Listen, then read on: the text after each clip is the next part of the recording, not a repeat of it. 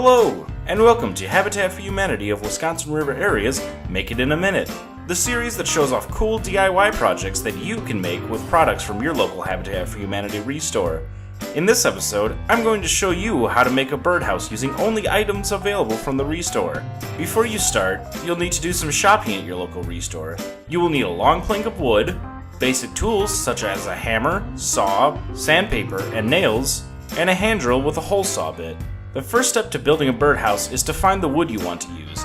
I chose a long piece of particle board from the dollar bin at the restore. I recommend using a sturdier piece of wood than I did, as it will last much longer out in the weather. Next, make your measurements and markings as to where you want to cut. My plank was 5 inches wide, so I started from there, making sure to make the floor 5 by 5 inches. The roof as long as was required to allow for some overhang to rainproof the house, and so on. Be sure to label which section is which to avoid confusion after you cut. The next step is to cut all the pieces out. The restore has plenty of simple hand tools at affordable prices. We also carry power tools to make the cutting process much easier. After your pieces are cut, you can now paint and decorate your birdhouse. It is not required to paint your house. I just did it as a way to protect the particle board from falling apart and to give it a nice habitat house look. Finally comes the hardest part, making the hole.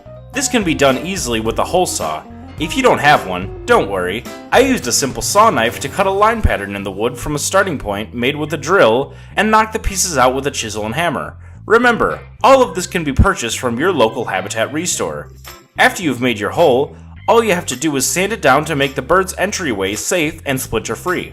Side note, remember to include some drainage holes in the bottom to minimize the amount of rainwater and waste that builds on the bottom of your house. It is recommended to drill between 2 and 4 holes near the corners about an inch in. Be careful not to make the holes too big. Normally just the size of a medium drill bit is enough. After everything else, all you have to do is nail all the walls together and you'll have your house. Find your favorite tree or fence post to hang it on and watch the birds enjoy their new home. Be sure to check out the description for an FAQ that includes recommended sizes for holes and houses, a full list of tools, and more. Thank you for watching.